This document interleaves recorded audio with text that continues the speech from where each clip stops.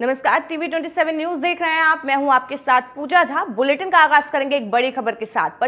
पशुपति पारस ने बड़ा फैसला लिया है। मोदी कैबिनेट से पशुपति पारस ने इस्तीफा दे दिया है। उनका कहना है कि हमारे साथ नाइंसाफी हुई है। जो खबरें सामने आ रही थी, कहा जा रहा था पशुपतिनाथ पारस एनडीए में सीट शेयरिंग से नाराज थे और इसी के चलते अब मोदी कैबिनेट से पशुपति पारस ने इस्तीफा दे दिया है। बड़ा फैसला। केंद्रीय मंत्री पशुपति पारस ने एनडीए गठबंधन से अलग होने का फैसला लिया है। मोदी कैबिनेट से इस्तीफा दे दिया है। हमारे साथ नाइंसाफी हुई है, पशुपति पारस का ये कहना है।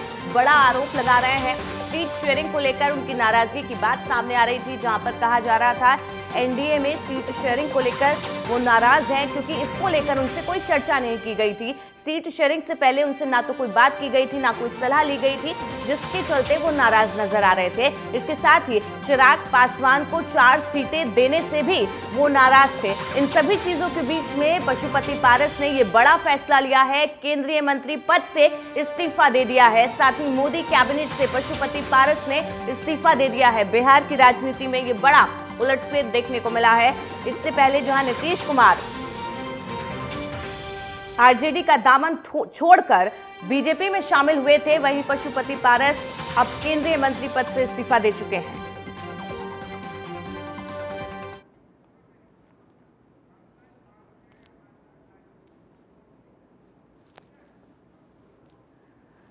तो बड़ी खबर आपको बता रहे हैं, मोदी कैबिनेट से पशुपति पारस ने इस्तीफा दे दिया है। पंकज वानखेड़े हमारे साथ जुड़े हुए हैं। पंकज, बिहार की राजनीति में एक बार फिर से बड़ा उलटफेर देखने को मिल रहा है। पशुपति पारस ने इस्तीफा दे दिया है, साथ ही साथ उन्होंने बड़ा आरोप लगाया है। उनका कहना है कि उनके साथ नाइंसाफी हुई है। जिन सीटों की मांग वो कर रहे थे वो चिराग के खाते में चली गई है और एक बड़ा आरोप बीजेपी पर लगा रहे हैं कि सीट शेयरिंग को लेकर उनसे पहले कोई बातचीत नहीं हो पाई।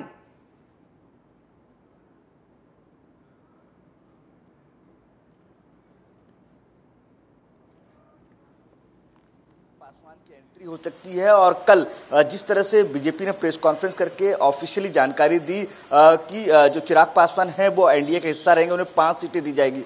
इस बात को लेकर इससे पहले ही पशुपति पारस ने प्रेस कॉन्फ्रेंस में कहा था कि जब ऑफिशियली अनाउंस हो जाएगा उसके बाद मैं उस मुद्दे को लेकर बातचीत करूंगा। और आज उन्होंने फाइनली जब प्रेस कॉन्फ्रेंस से पहुंचे और उन्होंने हार्डली मुझे लगता है कि 40 सेकंड का प्रेस कॉन्फ्रेंस रहा होगा। उस 40 सेकंड में उन्होंने 2 ही चीजें कही हैं कि मेरे साथ नाइंसाफी हुई है, एनडीए नाइंसाफी की है और मैं केंद्रीय मंत्री पद से इस्तीफा देता हूं मोदी कैबिनेट से। तो ये बड़ी अपडेट अब की बताऊं तो जिस तरह से लगातार चर्चा चल रही थी उसके हिसाब से पशुपति पारस ने इस्तीफा दे दिया है।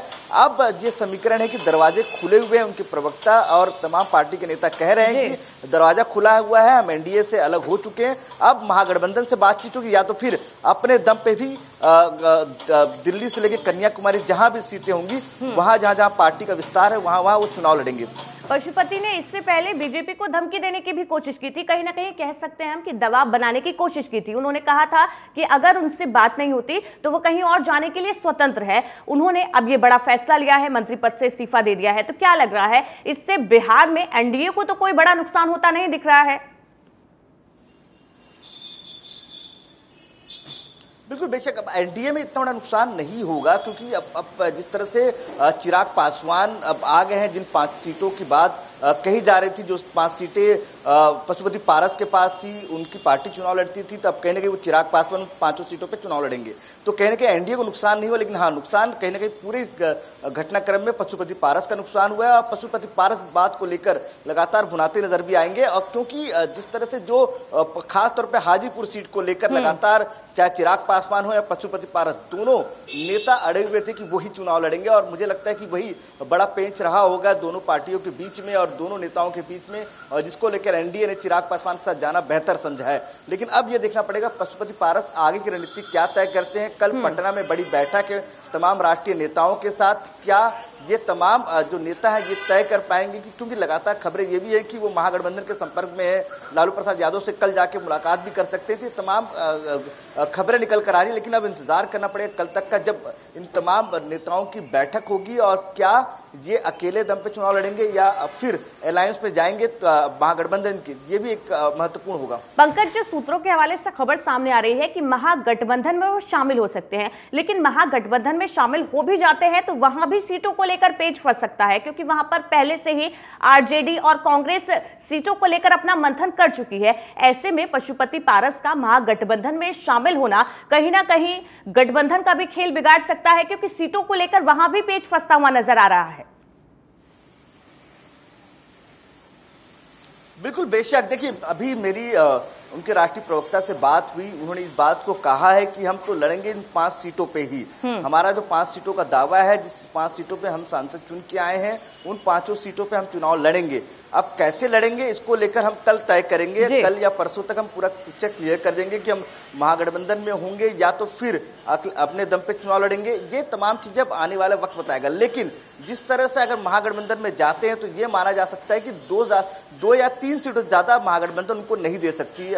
तो ऐसे में अब समीकरण उनको तय करना पड़ेगा कि आगे किस तरह से बढ़ना है। लेकिन पार्टी ने यह भी तय किया है कि जहां जहां पार्टी के तमाम नेता या तमाम कार्यकर्ता है, वहां वहां पार्टी चुनाव लड़ेगी, चाहे कन्याकुमारी हो, चाहे मणिपुर हो, चाहे उत्तर प्रदेश हो। जहां जहां उनके कार्यकर्ता है, जहां जहां पार्टी का विस्तार हुआ है, वहां वह तमाम अपने उम्मीदवार उतारेंगे। तो कैसे उतारेंगे इसको लेकर अभी संशय बना हुआ है। अब इसका इंतजार कल तक का करना होगा, जब पार्टी राष्ट्रीय अधिवेशन की इनकी बैठक होगी, तब राष्ट्रीय नेता सब एक मंच पे होंगे, जब इन चर्चा करेंगे कि क्या कुछ आगे रणनीति करना है। लेकिन साफ है कि इन तमाम घटनाक्रम के बीच में पशुपति पारस अलग थलग दिखते नजर आ रहे हैं। पंकज, पशुपति पारस का अलग होना एनडीए से क्या चिराग के लिए किसी तरह का फायदेमंद होगा? क्योंकि हाजीपुर सीट से फिलहाल पशुपति पारस सांसद है और जमुई सीट से चिराग, और जबकि ये जो हाजीपुर सीट है जिसको लेकर ये पूरा विवाद है, ये पारस, मतलब माफ कीजिएगा, ये जो सीट है ये चिराग पासवान इस सीट पर क्या लग रहा है, अपने पिता की जो छवि उनकी रह चुकी है वहां पर, इस सीट को इस बार वो अपने पाले में ला पाएंगे? क्योंकि पशुपति पारस की भी एक अच्छी खासी पहुंच हाजीपुर सीट पर है। बिल्कुल, बेशक। देखिए, यही तो सवाल लगातार बना हुआ है। देखिए, अपने पिता की लेगेसी को आगे बढ़ाना चाहते हैं चिराग पासवान, और पशुपति पारस अपने भाई की लेगेसी को आगे बढ़ाना चाहते हैं। वो वहां पे जब उनकी डेथ उससे पहले वो वहां से उनके पिता ने, चिराग पासवान के पिता ने अपने भाई को वहां से चुनाव लड़वाया था, वो जीत के आए थे। और लगातार पशुपति पारस तरफ से ये दावा किया जाता है उनकी तमाम नेताओं के तरफ से कि जब पार्टी बनी थी, गठन हुआ था, तब उन तमाम पार्टियों को गठन करने वाले नेताओं में पशुपति पारस भी मौजूद थे। और तो ऐसे में उनको साइडलाइन करना ये गलत होगा, और चिराग पासवान ने जो किया है वो भी अनुचित है। और देखिए, जिस तरह से जो अपने प्रेस कॉन्फ्रेंस में 2 लाइन उन्होंने कही वो महत्वपूर्ण है। उन्होंने इस्तीफा दिया, इस बात को स्वीकार किया और कहा कि मैंने मंत्रिमंडल से इस्तीफा दे दिया है, मैंने अपना इस्तीफा भेज दिया है। दूसरा महत्वपूर्ण घटनाक्रम ये है कि मैं निराश एनडीए से हूं, लेकिन आगे की रणनीति क्या होगी ये स्पष्ट उन्होंने नहीं किया। तो ये साफ नजर आ रहा है कि वो रास्ता अभी भी खोल कर रखे हुए। हो सकता है कि भारतीय जनता पार्टी कुछ बातचीत करके उनको मना ले और उनको कहीं राज्यसभा या तो राज्यपाल बना दे, और ये समीकरण भी हो सकते हैं। लेकिन जो पार्टी के नेता है वो इस बात पर अड़े हुए हैं कि उनको चुनाव लड़ना चाहिए। तो अब अगर चुनाव लड़ते हैं तो ये अगर महागठबंधन में नहीं जाते हैं तो मुकाबला त्रिकोणीय मुकाबला हो जाएगा। आरजेडी और कांग्रेस महागठबंधन की तरफ से कोई नेता चुनाव लड़ेगा, और दूसरी तरफ चिराग पासवान अपनी दावेदारी पहले ही ठोक चुके हैं, वहां से उन्होंने तय कर दिया कि वहां चुनाव लड़ेंगे। तो ऐसे में अगर पशुपति पारस इंडिविजुअल चुनाव लड़ते हैं या अपनी पार्टी की तरफ चुनाव लड़ते हैं, तो ऐसे में त्रिकोणीय चुनाव वो हो सकता है। और ये एक ही सीट पे नहीं, वो 5 सीट पे होगा। तो कहने के 5 सीटें जहां जहां पशुपति पारस दावा कर रहे थे, वो 5 सीटें अब कहीं ना कहीं चिराग पासवान को मिल गई है। तो ये आमने सामने का मुकाबला ज्यादा त्रिकोणीय मुकाबला हो सकता है। अब ये तय करना पड़ेगा क्या वो महागठबंधन में जाते हैं। अगर महागठबंधन में जाते हैं तो वो समीकरण बदल सकता है, ये भी माना जा रहा है। बिल्कुल पंकज, और ये देखना दिलचस्प होगा कि इस फैसले के बाद पशुपति पारस का अगला क्या बड़ा कदम सामने आता है। बहुत बहुत शुक्रिया इस जानकारी के लिए आपका। तो पशुपति पारस ने केंद्रीय मंत्री पद से इस्तीफा दे दिया है। क्या कुछ उन्होंने अपनी प्रेस कॉन्फ्रेंस में कहा है, आपको सुनवाते हैं। कल एनडीए गठबंधन के द्वारा बिहार में 40 लोकसभा सीटों के लिए किस दल को कितना सीट मिलेगा इसकी घोषणा हो गई। मैंने आज से 5-6 दिन पहले प्रेस वार्ता में मैंने कहा था कि हम तब तक इंतजार करेंगे जब तक एनडीए का विधिवत घोषणा नहीं होता। कल विधिवत घोषणा हो गया। हम लोग 5 सांसद थे, हमारी पार्टी में 5 सांसद थे। मैंने बहुत ईमानदारी, बहुत लगन से, वफादारी से मैंने एनडीए की सेवा की। आज भी मैं माननीय प्रधानमंत्री जी का शुक्रगुजार हूँ। गठबंधन के द्वारा बिहार में 40 लोकसभा सीटों के लिए इस दल को कितना सीट मिलेगा इसकी घोषणा हो गई। मैंने आज से 5-6 दिन पहले प्रेस वार्ता में मैंने कहा था कि हम तब तक इंतजार करेंगे जब तक एनडीए का विधिवत घोषणा नहीं होता। रालोजपा के राष्ट्रीय अध्यक्ष पशुपति पारस ने केंद्रीय मंत्री के पद से इस्तीफा दे दिया है। उन्होंने कहा कि एनडीए ने मेरे साथ नाइंसाफी की है, अब मैं तय करूंगा कहां जाना है। इन्हीं तमाम मुद्दों को लेकर बात की रालोजपा के राष्ट्रीय प्रवक्ता संजय सराफ से हमारे संवाददाता पंकज वानखेड़े ने। प्रवक्ता है संजय जी। सर, आखिरकार केंद्रीय मंत्री पद से इस्तीफा दे दिया पशुपति पारस जी ने। आखिरकार मतलब लगातार जिस तरह से बातें चल रही, it is very with very heavy heart कि इन्होंने इस्तीफा दे दिया। He was very comfortable with honourable PM, इसमें कोई शक नहीं है। बट जिस तरीके से कल गठबंधन की सीटें दी गई है, हमारी एक पॉलिटिकल पार्टी है और पॉलिटिकल पार्टी जब तक इलेक्शन नहीं लड़ेगी, कार्यकर्ता साथ में नहीं रहेगा, तो जब पॉलिटिकल पार्टी में एमपी बनते हैं तभी ना मंत्री बनते हैं। जब एमपी नहीं रहेगा, लड़ेगा ही नहीं, तो कहां से क्या बनेगा। तो इसलिए there is nothing like that, nothing personal, but it is politics and we have to see our survival. तो सर्वाइवल में पार्टी को लड़ाना बहुत जरूरी है। अब नाराजगी है या खुशी है, that has no meaning now. नाराजगी किससे? मोदी जी से नाराजगी है, बीजेपी से नाराजगी है या चिराग पासवान से नाराजगी? नहीं, किससे नाराजगी, किस बात की? अब इलेक्शन लड़ेंगे आपस में एक दूसरे के साथ। राजनीति में कोई नाराजगी थोड़ी होती है, न कोई नाराजगी होती है, न कोई दुश्मनी होती है, न कोई प्यार मोहब्बत होता है। इलेक्शन लड़ते हैं आपस में, जिसको अवाम का, लोगों का आशीर्वाद मिलेगा वो जीतेंगे। हाजीपुर सीट को लेकर लगातार चर्चा चल रही है, क्या राष्ट्रीय अध्यक्ष जी हाजीपुर से ही चुनाव लड़ेंगे? Of course he sitting MP from that. Sitting MP क्यों अपनी जगह छोड़ देगा? जो सिटिंग जहां से है उसको तो छोड़ने की जरूरत नहीं है। अब दूसरा कोई वहां पर आ जाएगा जो ऑलरेडी कहीं पर 10 साल रहा है, उसका भी सर्वे करे ना। आप सब मीडिया के साथियों से बोलना चाहता हूं, उसके 10 साल का सर्वे करिए, कितना काम किया। चापाकल इलेक्ट्रिकल बल्ब तक किसी को नहीं दिया वहां पर। अब हम उस पर कोर्ट कुशरी करेंगे, इलेक्शन में जाएंगे, लोगों के बीच में प्रॉपरली जाएंगे, लोगों से आशीर्वाद लेंगे। जिस तरीके से हमारे स्वर्गवान से माननीय रामविलास पासवान साहब को आशीर्वाद दिया है हाजीपुर ने पिछले 40 साल से, 45 साल से, वो 45 साल में यही नेता माननीय पशुपति पारस जो पार्टी के राष्ट्रीय अध्यक्ष है, यही लड़ते थे जमीन पर उनके लिए। तब पासवान साहब पूरा देश घूमते थे, तो ही knows how to handle the situation, how to contest the election. इन्होंने तो 9 बार पासवान साहब को वहां से जिताया, खुद भी एक बार जीत के आ गए। तो अपने आप को जिताना, या जमुई में भी जो वोटर लिस्ट जाता था वो भी यही देखते थे सब कुछ। तो I don't feel it is such a difficult thing. अब एनडीए से तो अब अलग हो चुके हैं, लेकिन माना जा रहा है कि जब भी पॉलिटिकल पार्टी अलग होती है तो दूसरा गठबंधन खोजती है, तो क्या महागठबंधन जा सकती है?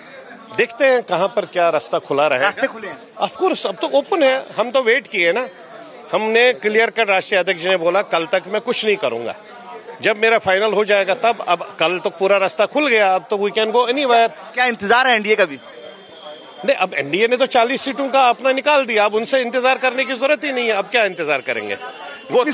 वो तो गठबंधन में बात करने नहीं आए, इंतजार तो बहुत दूर की बात। आखिरी सवाल, कितनी सीटों पे कंटेस्ट करेंगे आप लोग? देखिए, कश्मीर से लेकर कन्याकुमारी तक जहां जहां पर हमारा घटक दल, जहां जहां हमारा छोटा अलायंस भी हर स्टेट में होगा, वहां भी लड़ेंगे। और साथ में पार्टी बिहार में कम से कम 5 सीटों पर, जो सिटिंग 5 है, वहां लड़ेगी। Thank you. बात करने के लिए कैमरामैन अरविंद रावत के साथ पंकज वानखेड़े, T27 नई दिल्ली। दिल्ली में कांग्रेस की CWC की बैठक जारी। कांग्रेस मुख्यालय में हो रही है अहम बैठक। खड़गे, सोनिया गांधी इस बैठक में मौजूद हैं। कांग्रेस मुख्यालय में CWC की यह अहम बैठक हो रही है। इस बैठक में राष्ट्रीय अध्यक्ष मल्लिकार्जुन खड़गे और सोनिया गांधी मौजूद है। चुनावों को लेकर यहां पर चर्चा की जा रही है, मंथन किया जा रहा है। तो कांग्रेस मुख्यालय में CWC की बड़ी और अहम बैठक हो रही है।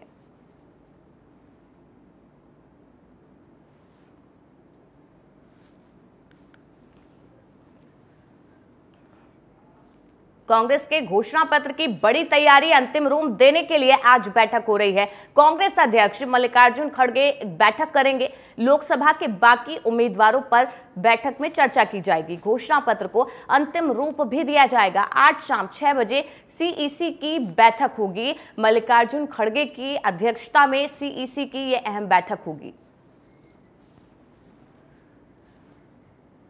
और लखनऊ में स्वामी प्रसाद मौर्य पर एक और एफआईआर दर्ज हुई है। मां लक्ष्मी पर टिप्पणी करना स्वामी प्रसाद मौर्य को भारी पड़ गया है। महिला ने वजीरगंज थाने में स्वामी प्रसाद मौर्य के खिलाफ केस दर्ज कराया है। रागिनी रस्तोगी ने एफआईआर दर्ज कराई है। मां लक्ष्मी पर अभद्र टिप्पणी की थी स्वामी प्रसाद मौर्य ने, जिसको लेकर उन पर केस दर्ज कराया गया है।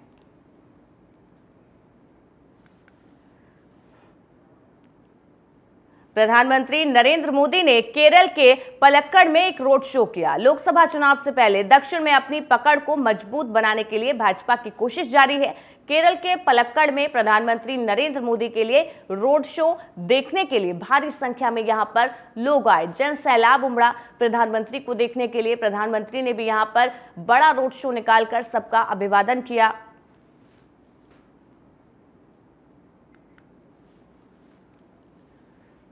दिल्ली के राउज एवेन्यू कोर्ट ने आम आदमी पार्टी के नेता और दिल्ली के पूर्व उप मुख्यमंत्री मनीष सिसोदिया की न्यायिक हिरासत 6 अप्रैल तक बढ़ा दी है। मामले में अगली सुनवाई 6 अप्रैल को होगी। मनीष सिसोदिया पिछले साल फरवरी से ही जेल में बंद हैं। उनके खिलाफ शराब नीति मामले में केस चल रहा है।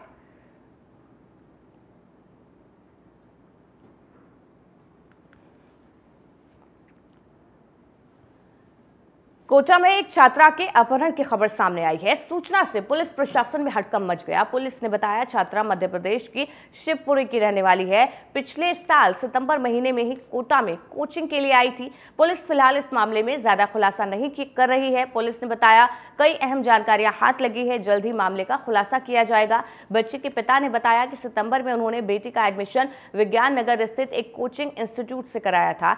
कोचिंग इंस्टीट्यूट के पास एक कमरा किराए पर लिया था। उनकी बेटी यहां पर रहकर नीट की तैयारी कर रही थी। रविवार रात बेटी से अंतिम बार बात हुई। उस समय वो इंस्टीट्यूट में टेस्ट देकर आई थी। इसके बाद सोमवार दोपहर 3 बजे करीब उनके व्हाट्सएप पर बेटी के हाथ पैर और मुंह बंधे एक फोटो आया। इसमें फोटो भेजने वाले ने लिखा था कि अपनी बेटी को जिंदा देखना है तो 30 लाख रुपए दे दो। इसके बाद मैसेज भेजने वाले ने कॉल कर सोमवार शाम तक 30 लाख रुपए देने के लिए कहा। अपहरणकर्ता ने एक बैंक अकाउंट नंबर भी भेजा जिसमें पैसे जमा करने के लिए कहा गया। इस बात की जानकारी पिता ने कोटा पुलिस को दी। जानकारी मिलते ही कोटा पुलिस एक्शन में आ गई।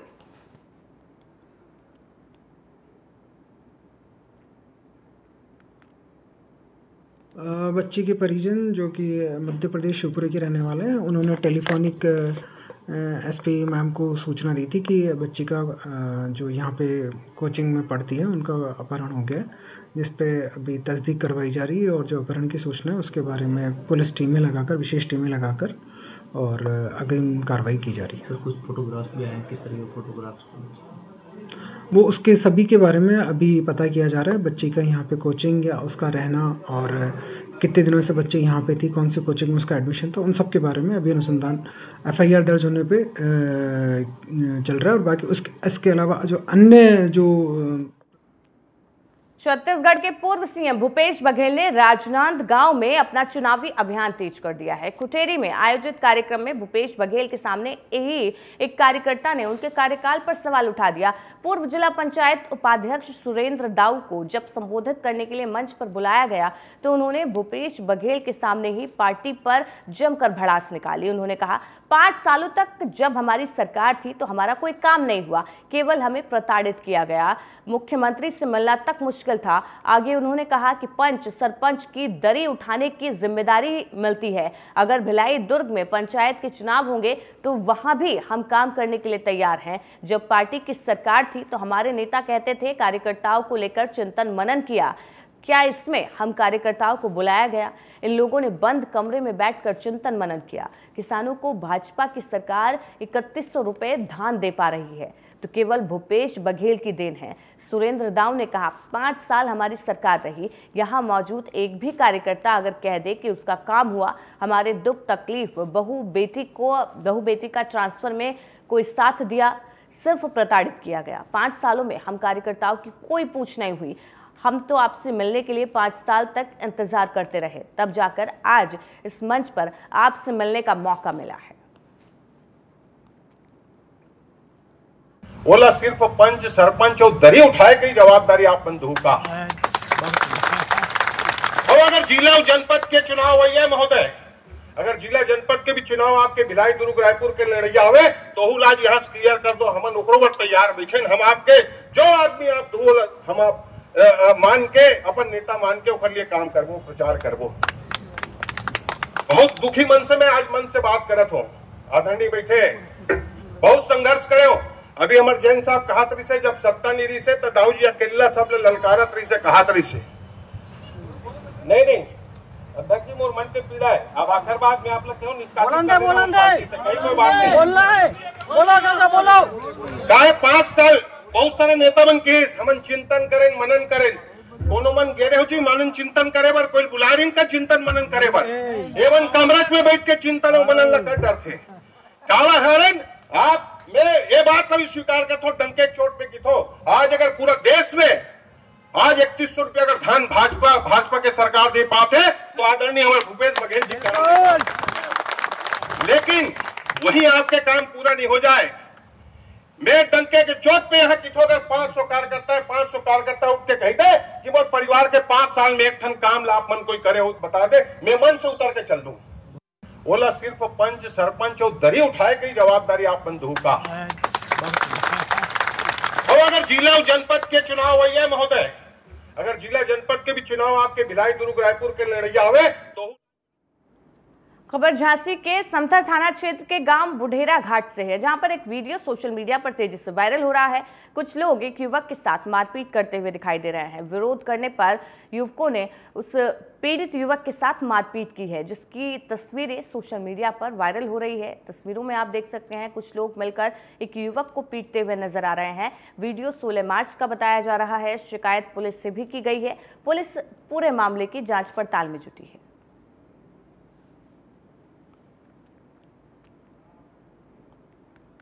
एक तरफ सरकार कहती है पढ़ेगा इंडिया तो बढ़ेगा इंडिया, लेकिन रायबरेली में एक ऐसा स्कूल है जहां पर शिक्षक अपने समय से नहीं पहुंचते और मामले में कोई कार्रवाई भी नहीं होती। इसलिए अध्यापकों के हौसले बुलंद हैं। बेसिक शिक्षा विभाग के खंड विकास अधिकारियों की लापरवाही के चलते अध्यापक समय से स्कूल नहीं पहुंचते, जिसकी वजह से गेट के बाहर बच्चों को घंटों इंतजार करना पड़ता है।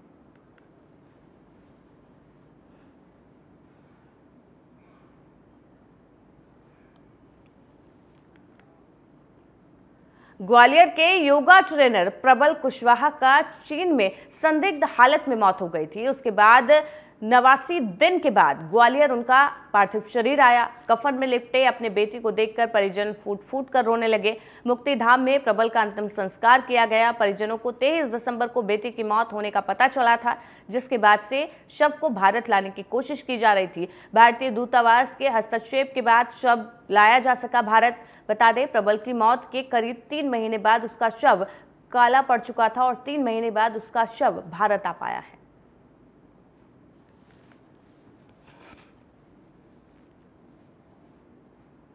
भोपाल के चेतक ब्रिज के मैकेनिक बाजार में देर रात आग लग गई, जिसमें 2 दुकान और 3 कार जल गई। सभी कार रिपेयरिंग के लिए आई थी। आग की सूचना मिलने पर फायर ब्रिगेड की गाड़ियां मौके पर पहुंची। करीब 2 घंटे की कड़ी मशक्कत के बाद आग पर काबू पाया गया, लेकिन तब तक कई कारें जलकर राख हो चुकी थी।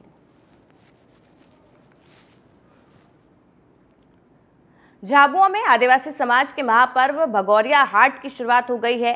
पहला भगौरिया हाट झाबुआ जिले के ढोचका, रंभापर, कुंदनपुर लगा था, जहां पर आदिवासी समाज के युवा, महिला, पुरुष और बुजुर्गों ने भगौरिया हाट का आनंद लिया। ढोचका में भील सेना संगठन के गब्बर सिंह बास्केल के नेतृत्व में ढोल मांदल के साथ ऐतिहासिक गैर भी निकाली गई।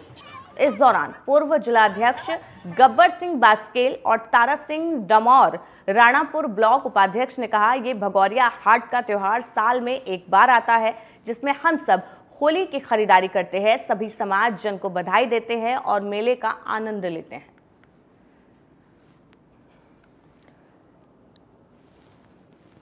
ऐसी मान्यता है भगौरिया हाट की शुरुआत राजा भोज ने शुरू की शुरू की थी। उस समय राजा भील राजा 2 थे, जो कशुमर राजा और बल्लू राजा। धीरे धीरे से कई राजाओं ने भगोरिया की शुरुआत की और आसपास के जो भी जितने भी ज़िले के राजा थे उन्होंने सभी ने भगोरिया की शुरुआत की। और भगोरिया एक ऐसा हमारा हाट है जिसे आदिवासियों का त्यौहार के रूप में मनाया जाता है। आज हमारे झाबुआ ज़िले में भगोरिया का पहला दिन है और जो हमारे आदिवासियों का मेन त्यौहार होली आता है। जैसे हमारे आदिवासी समाज के लोग जैसे बेरोजगार होते हैं, वो कहीं गुजरात तो कहीं उत्तर प्रदेश तो कहीं आंध्र प्रदेश कहीं राजस्थान ऐसे रोजगार के लिए जाते हैं। वो अपने घर होली के टाइम वापस लौट के आते हैं और होली का जो त्यौहार है दमखम से मनाते हैं। जैसे भगोरिया आप देख रहे हो कितनी खुशी से हमारे भाई बहन भगोरिया में ढोल मांदल के ताल पे नाच रहे हैं। और हमारे भील सेना संगठन की ओर से पूरे झाबुआ ज़िले में जोबट हो, अलीराजपुर हो, कुंदनपुर हो, राणापुर हो, सभी जगह गेहर निकाली जाएगी। और हमारे ग्राम पंचायत ढोसका में हर साल बहुत। बुलेटिन में फिलहाल के लिए इतना ही। लगातार खबरों के लिए बने रहिए TV 27 न्यूज़ के साथ।